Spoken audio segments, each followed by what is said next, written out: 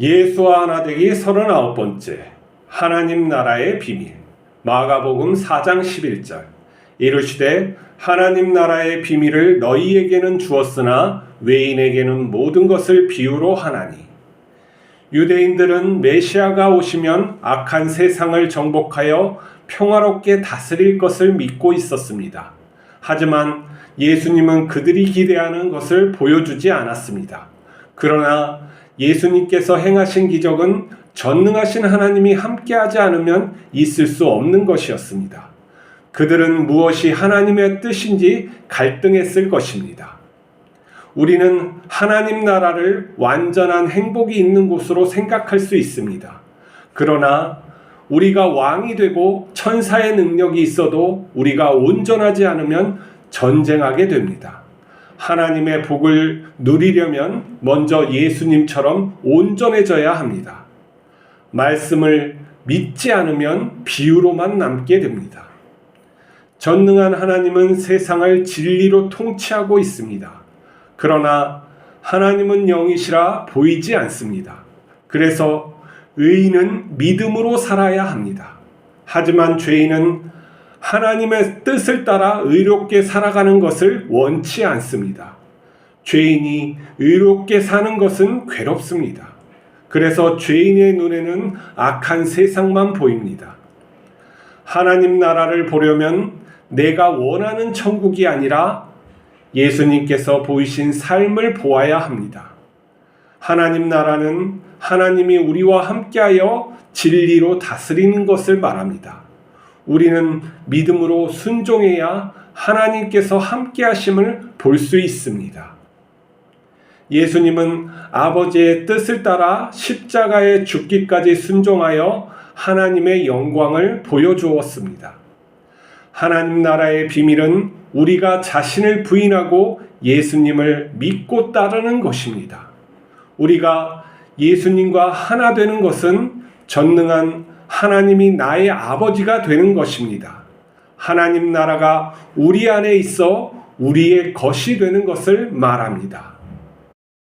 하나님 나라를 우리가 저기 죽어서 가는 영적 세계로 생각하면 우리의 삶과 직접적인 관계가 없이 어떤 우리가 희망으로만 남게 됩니다. 그러나 예수님께서 말씀하신 하나님 나라는 이 세상에 있는 것입니다. 하나님께서 이 세상을 통치하고 계시는 것을 말하죠. 전능한 하나님이 세상을 만드셨고 또 통치하심을 우리는 믿어야 해요.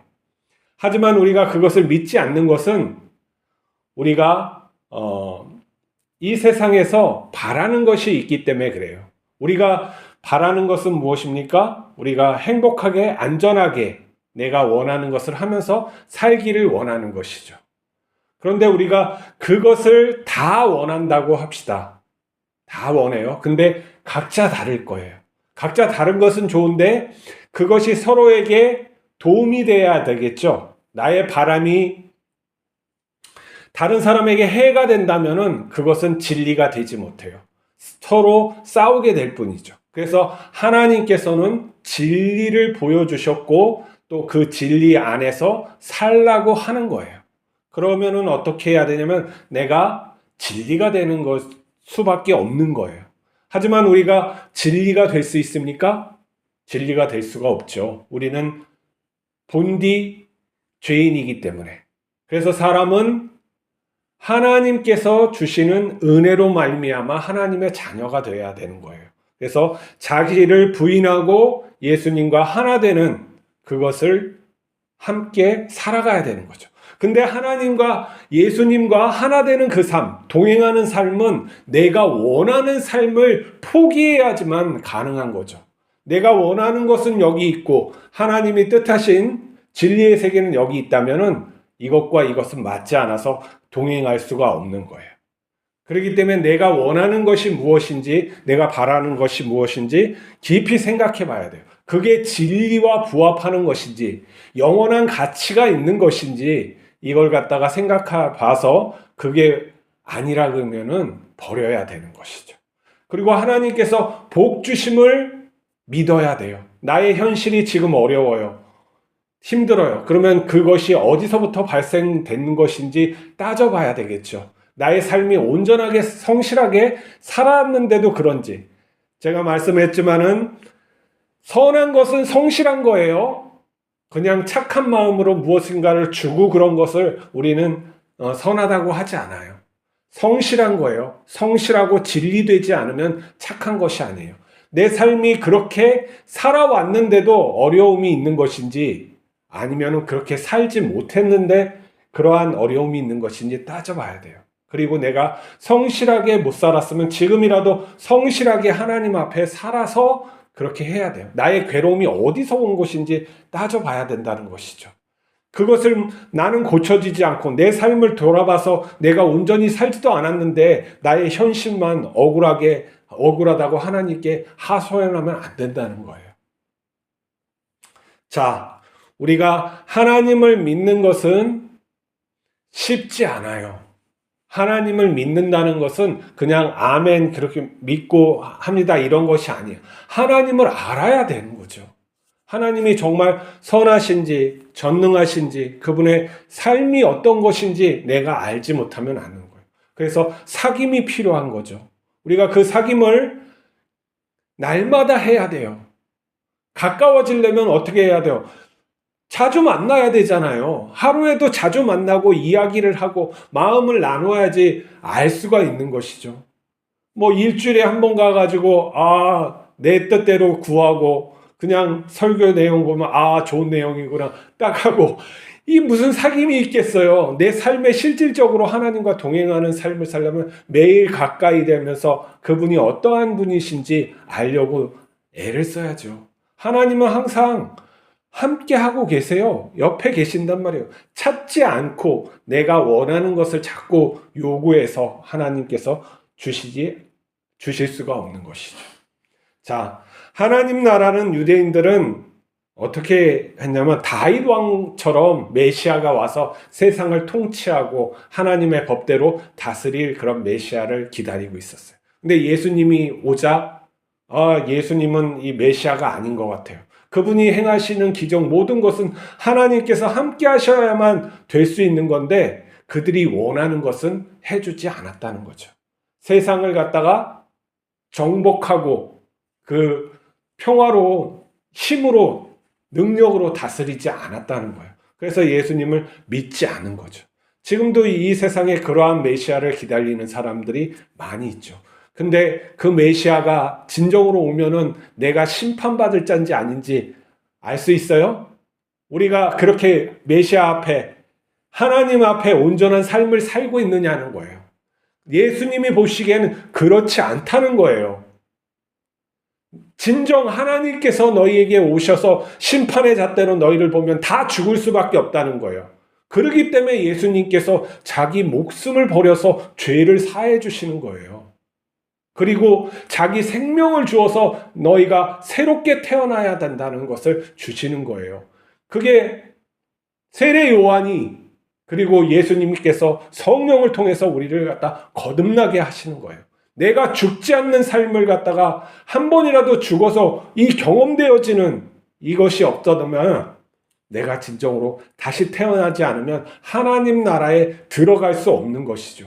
내가 변해야 된다는 것을 말씀을 하고 있는데 내가 의롭다는 것을 지킨다면은 그게 될 수가 없는 것이죠. 그러니까 예수님께서 바리새인들을 욕을 하는 거예요. 너희들은 속마음이 온전치가 못한데 자꾸 하나님 나라를 갖다가 원하니 하나님이 심판할 자를 심판하고 들여보내는 건데 어떻게 너희가 구원받을 수 있느냐 이거예요. 그러면 우리도 돌아봐야 되는 것은 우리가 예수님을 믿는다는 그 껍질이 아니라 속 알맹이가 진짜 내가 믿고 있는지 따져봐야 되는 것이죠. 마치 이런 거예요. 내 자식이 정말 나를 중심으로 사랑해서 나에게 잘하려고 하는 것인지 나에게 요구하는 게 있어서 나에게 잘하려는 것이 그 중심을 봐야 되는 거죠. 근데 무조건 사랑해준다고 그가 될 것 같아요? 불의하게 살아가는 애한테 나의 모든 재산을 맡길 수 있어요? 그게 어리석은 것이죠. 그도 망하고 자기도 망하는 거예요. 하나님은 그렇게 하지 않는단 말이죠. 하나님은 우리가 살아계신 하나님이에요. 믿어야 돼요. 믿음이 아니면은 그렇게 살 수가 없어요. 믿기 위해서는 알아야 되고, 알려면 말씀도 가까이 하고, 기도도 해야 되고, 말씀대로 살아가지 않으면 알 수가 없는 것이죠. 하나님의 살아계심을 알 수가 없어요. 우리는 다 아는 것 같지만 사실 아무것도 몰라요. 왜 그런 줄 아세요? 우리는 이 믿지 않는 세계의 사람들, 거기에 우리의 영향이 받는 사람들은 뭐라고 생각하냐면 이 세상은 물질로 이루어졌다고 생각을 해요. 근데 희한하죠? 이 물질로 이루어지는 세상에서 의식이 생겼어요. 의식이 있잖아요. 사람마다. 있어요, 없어요? 있죠? 물질에서 어떻게 의식이 나오냐는 거예요. 정해진 규칙이 있는데 내 자유의지가 있어요. 어떤 사람은 없다, 있다 하는데 자유의지가 있죠. 내가 짜장면을 먹을 것이냐, 짬뽕을 먹을 것이냐 결정할 수 있잖아요. 내가 이쪽으로 가려고 했는데 방향을 바꿔서 저쪽으로 갈 수 있어요. 자유의지가 있단 말이에요. 이러한 것들이 아주 상식적임에도 불구하고 우리의 현대인들은 그러한 하나님을 갖다가 찾지 않아요. 상식의 하나님을 고대인들만 찾고 지금에 있는 사람들은 자기가 보는 지식 바운더리에서 넘어가려고 하잖아요. 자기가 최고라는 것이죠. 이게 교만이에요. 그 교만을 깨트리지 않으면 하나님 나라에 들어갈 수 없어요. 자기 부인이 안 된 사람은 하나님 나라에 들어갈 수 없어요. 왜 그러냐면 하나님은 그거보다 크시기 때문에 그래요. 크고 영화로우신 분이에요. 우리가 감히 만날 수가 없단 말이에요. 예수님이 왜 죽었는지 자꾸 생각을 해봐야 돼요. 우리를 위해서 그러지 않으면 안 되니까 그러는 거예요.